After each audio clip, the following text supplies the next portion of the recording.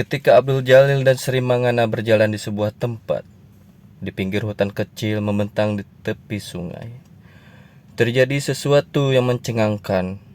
Entah bagaimana mulanya, tiba-tiba di depan mereka dalam jarak sekitar 7 depa, muncul seorang laki-laki tambun berkulit hitam legam. Kepala laki-laki itu ditumbuhi rambut keriting, pendek, berwarna putih, dengan jambul di depan. Matanya bulat dan lebar, hidungnya besar, bibirnya tebal, kumisnya tebal melingkar ke bawah bersambung dengan janggutnya. Selembar kain warna hitam menutupi bagian bawah tubuhnya, dari batas perut hingga di atas mata kaki. Anehnya, meski laki-laki tambun itu berkulit hitam legam, pancaran dan pesona, wibawa, dan karisma dari dirinya sangat memukau. Abdul Jalil menangkap sosok itu sebagai bayangan hitam, tetapi sekaligus sebagai benderang cahaya. Wajahnya bersinar seperti rembulan, tetapi sekaligus seperti langit gelap. Tidak hidup dan tidak mati, sederhana tetapi tidak rumit. Sekalipun tidak sekaget Sri Mangana yang terheran-heran menyaksikan kehadiran mendadak sosok tambun berkulit hitam itu, Abdul Jalil terkesima juga, terutama saat laki-laki itu menyapanya melalui Al-Ima.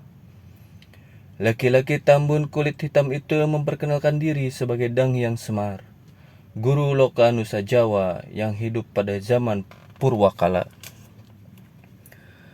Perkenalan mendadak itu membuat Abdul Jalil termangu keheranan. Seingatnya, sejak ia tinggal di Padepokan Giri Amparan Jati hingga berkelana ke berbagai negeri dan kembali ke Caruban, Larang, belum pernah ia mendengar sesuatu tentang manusia bernama Dang Hyang Semar. Saat ia sedang termangu heran, tiba-tiba ruh Al-Haq dari kedalaman relung-relung jiwanya memberitahu bahwa laki-laki tambun berkulit hitam legam itu sesungguhnya adalah penampakan ruh seorang nabi dari zaman purba. Menyadari dengan siapa ia berhadap-hadapan, Abdul Jalil menjawab dalam salam Dang Hyang Semar melalui Al-Ima dan menyatakan kebahagiaannya bisa bertemu dengan pesuruh Tuhan yang mulia itu. Ketika Abdul Jalil memberitahu Sri Mangana tentang siapa sesungguhnya laki-laki tambun yang muncul tiba-tiba itu, Sri Mangana terkejut bukan kepalang. Sebab bagi Sri Mangana, keberadaan tokoh yang termasyhur di Nusa Jawa dan bumi Pasundan itu memang bukan sosok yang asing. Bertemu muka dengan Dang Hyang Semar tentu merupakan pengalaman yang sulit dipercaya. Seperti digerakkan oleh kekuatan gaib yang tidak terlihat mata, Sri Mangana segera bersujud menyembah ke hadapan Dang Hyang Semar. Namun betapa kecewa Sri Mangana saat terbangun dari bersujud menyembah, dia tidak mendapati lagi sosok Dang Hyang Semar di depannya. Kemana beliau tadi? Kenapa tiba-tiba beliau menghilang? Tanyanya kepada Abdul Jalil. Beliau tidak berkenan disembah sujudi sesama manusia dan beliau menyatakan tidak berkenan bertemu dengan Ramanda Ratu, jelas Abdul Jalil. Kenapa Dang Hyang Semar tidak berkenan bertemu aku? Apakah beliau menilai aku manusia kotor sehingga tidak layak ditemui?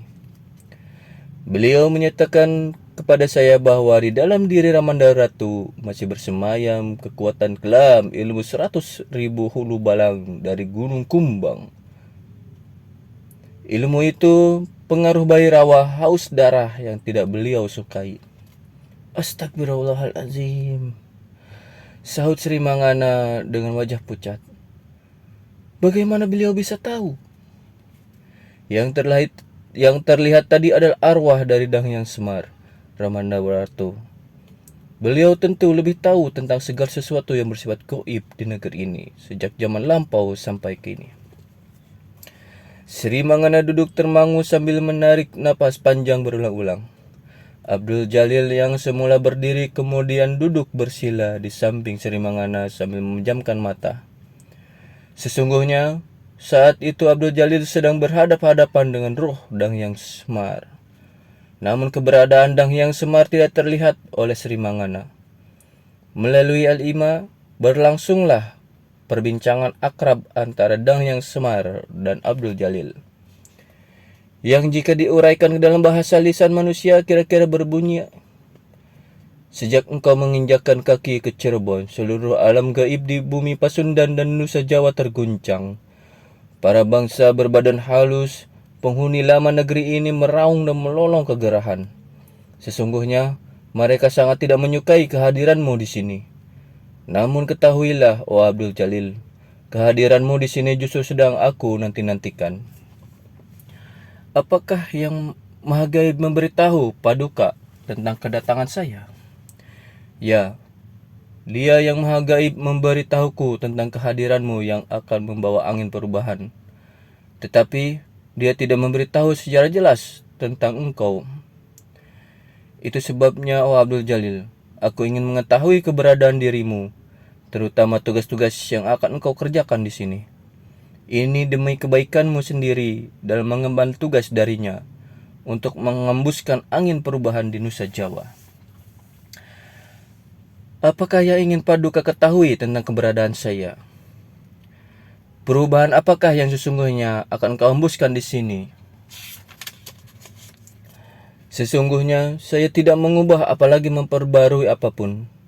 Saya hanya ingin menghidupkan tatanan kehidupan lama yang sudah pernah ditegakkan oleh barisan nabi, guru suci, para tapa, dan para bijak sejak zaman Adam alaihissalam hingga Muhammad sallallahu alaihi wasallam. Tidak ada yang baru sama sekali dari tugas saya.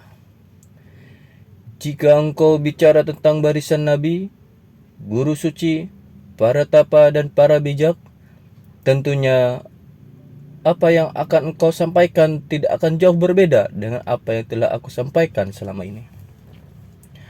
Tepatnya demikian, oh Guru Loka Nusa Jawa. Saya hanya akan menghidupkan warisan lama yang sudah ada, yaitu warisan lama yang tidak bertentangan dengan ajaran tauhid, mengesahkan Tuhan.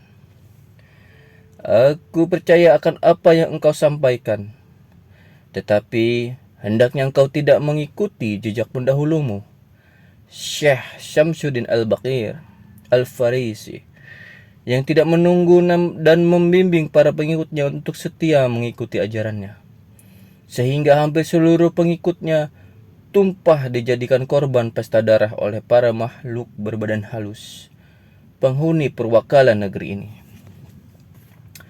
Pesta darah penghuni perwakalan negeri ini? Abdul Jalil tiba-tiba teringat penjelasan almarhum Aryo Abdillah, Adipati Palembang. Apakah yang dimaksud pesta darah itu sama dengan yang dijelaskan oleh almarhum yang mulia Aryo Damar tentang kegemaran bangsa jin meminum darah?